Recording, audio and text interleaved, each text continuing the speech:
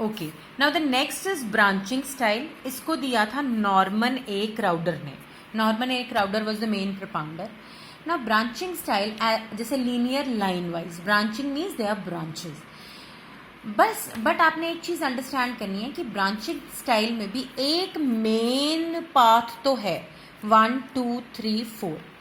और सेकंड चीज आपने समझनी है कि ये थोड़ा सा अब हम नेक्स्ट स्टेप चल रहे हैं। Linear was basic form, so beginners के लिए हम लीनियर प्रोग्राम या छोटे बच्चों के लिए लीनियर प्रोग्राम यूज करेंगे क्योंकि उसमें बहुत ही स्मॉल स्टेप्स हैं।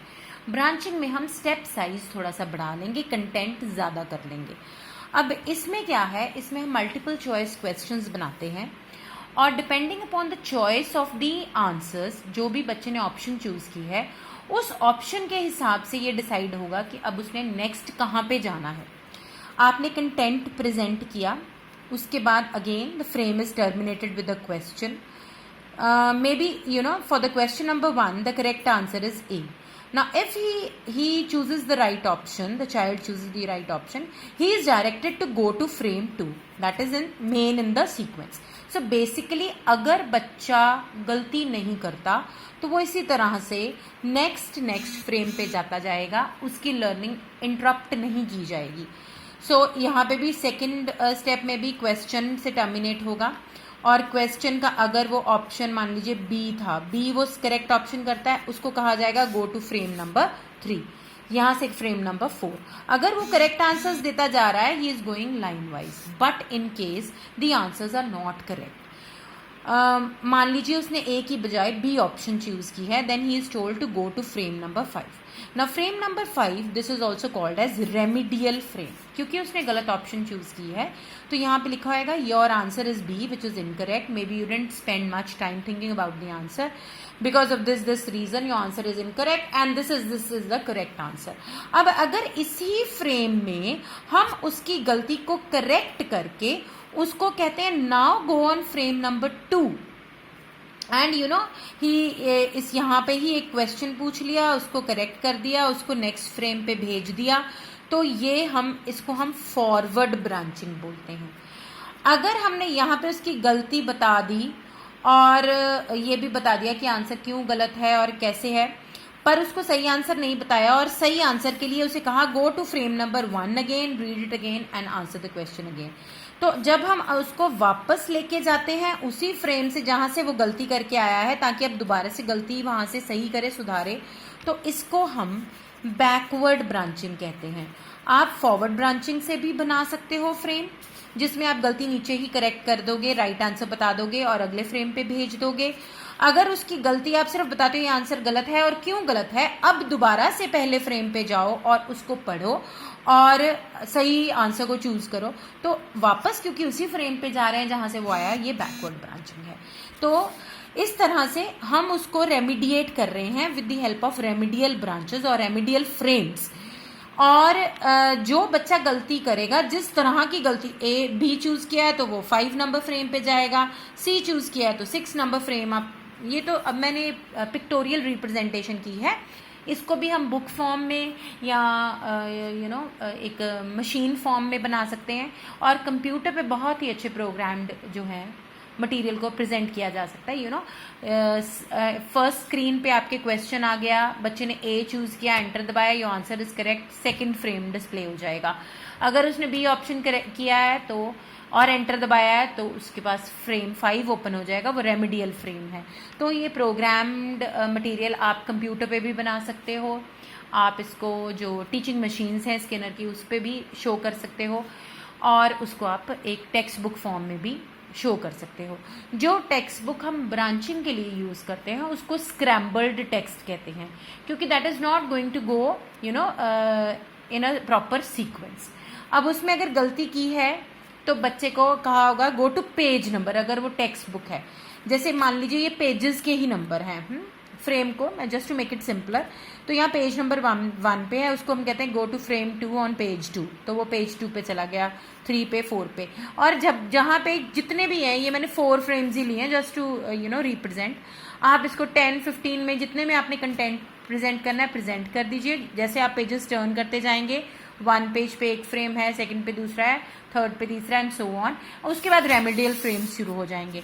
सो मे बी जो ये 5th फ्रेम है, सॉरी 15 फ्रेम्स आपने सीधे दे दिए, और जो आपका इनकरेक्ट वाला था वो 16th नंबर पे है। तो हो सकता है फर्स्ट फ्रेम पढ़ने पे जब उसने ऑप्शन बी की और उसको कहा फ्रेम आप जो है 16th फ्रेम पे जाइए, और वो पेज नंबर 16th पे है, so the student will not go to the second page, he will go to the 16th page. So इसलिए इसको स्क्रैम्बल टेक्स्ट बुक कहते हैं। जो गलती है उस पेज नंबर पे जाना पड़ता है, तो स्क्रैम्बल हुआ है, it's not in a particular order, it will be in a particular order only if the child is not making any mistake, then he will go line wise, page wise. Otherwise उसको उस page पे जाना है जहाँ पे उसका remedial frame है, जो गलती की है उस हिसाब से रेमेडियल फ्रेम आपने प्रेजेंट किया। अब मैं इसकी एक छोटी सी एग्जाम्पल ले रही हूँ, वो आप देखिए। This example I am taking from the book of Anand Bhushan. इसमें आपको क्लियर हो जाएगा कि कैसे हमने ये जो है ब्रांचिंग के फ्रेम्स जो हैं प्रेजेंट करने हैं। ये देखिए, ये आनंद भूषण की बुक है, इसमें ब्यूटीफुल एग्जाम्पल्स दिए हुए हैं। अब ये एक एग्जाम्पल है फ्रेम नंबर 1 पे, जैसे ये साइंस का एक एग्जाम्पल लिया हुआ है। Heredity is the branch of genetics that deals with the similarities between the parents and the offsprings. Variation is the branch of genetics which deals with dissimilarities between parents and offsprings, and genetic deals with both similarities and dissimilarities. अब आप देखिए, इसमें एक content नहीं पेश किया। अगर ये लीनियर प्रोग्राम होती हम सिर्फ हेरिडिटी को एक्सप्लेन करते, लिखते कि heredity is the branch of genetics that deal with similarities and between the parents and the offsprings, और यहाँ पे क्वेश्चन पूछ लेते हैं व्हाट इज हेरिडिटी, या जो भी क्वेश्चन आपने इसके रिलेटेड पूछना, कोई एग्जाम्पल फॉर्म में क्वेश्चन पूछना तो पूछ लेते। लेकिन क्योंकि ब्रांचिंग है, इसमें थोड़ा कंटेंट हम ज़्यादा ले रहे हैं। हम देखिए, इसमें हम हेरिडिटी भी बता रहे हैं कि जिसमें हम पेरेंट्स और उनके ऑफस्प्रिंग्स की सिमिलैरिटीज़ लेते हैं, वेरिएशन में हम पेरेंट्स और उनके ऑफस्प्रिंग्स की डिसिमिलैरिटीज़ लेते हैं, और जेनेटिक्स इन दोनों से डील करता है। तो 3 आपने कंसेप्ट यहाँ पे हेरिडिटी, वेरिएशन और जेनेटिक्स एक्सप्लेन किया है। फिर एक एग्जाम्पल दिया, Sheela has long hair like her mother, she has similarities with her mother with regard to her hair character, but at the same time she differs from her mother on her height. She is taller than her mother, so Sheila resembles her mother. At the same time, she differs from her mother on some other character. Both these similarities and dissimilarities will be studied under which branch? तो they will be studied under the branch of genetics. लेकिन हमने अब 3 options दिए हैं। Heredity बच्चा अगर टिक करता है तो गो टू फ्रेम 2, वेरिएशन टिक करता है तो गो टू फ्रेम 3, और जेनेटिक्स टिक करता है तो गो टू फ्रेम 4। अब योर आंसर इज हेरिडिटी, पहला अगर उसने ऑप्शन लिया है ये वाला, गो टू फ्रेम 2। फ्रेम 2 क्या कह रहा है? No, it is not correct. अब इन्होंने फ्रेम 2 पे रेमेडियल ब्रांच ले लिया, दैट डजेंट मैटर। आप फ्रेमिंग की नंबरिंग जैसे मर्जी करो, बट करेक्ट रिस्पॉन्स जो है that is going to lead you to the next frame. अगर आपने सही दिया है तो आप नेक्स्ट फ्रेम पे जाओगे, फिर next, then you need not go to the remedial branches. अब इन्होंने रेमेडियल ब्रांच का कंटेंट बताया, वो क्या लिखा हुआ है? रेमेडियल ब्रांच में लिखा है your answer is heredity. No, it is not correct answer. Perhaps you did not devote much time in thinking for your answer. You see, we emphasize that heredity is the branch which deals with only similarities between two individuals or plants, but not the dissimilarities. In the above example, in frame 1, there was a mention of both similarities between Sheila and her mother. You are supposed to choose the name of the branch which deals with both the similarities and dissimilarities. Now go to frame 1 and think once again and select another alternative. Now this is an example of backward branching, as I was telling you. आपने उसको गलती बता दी और उसका logic भी बता दिया, अब डायरेक्शंस दी कि दोबारा से पहले फ्रेम पे जाओ, पढ़ो और सही ऑल्टरनेटिव चूज करो। Okay, now this was in case he had chosen heredity. अब अगर उसने वेरिएशन चूज किया तो क्या है? Your answer is variation. Sorry, you are not correct.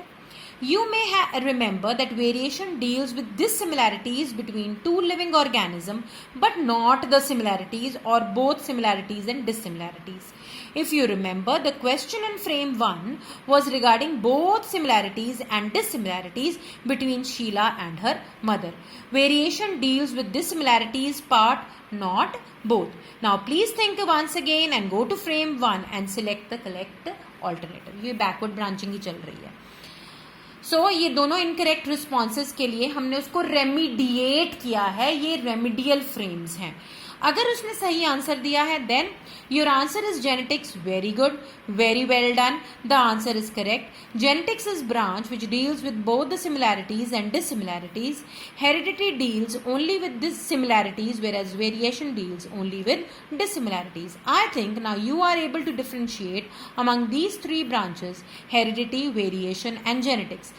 Now एक और क्वेश्चन आप उससे पूछ रहे हो, अब ये नेक्स्ट फ्रेम शुरू हो गया है।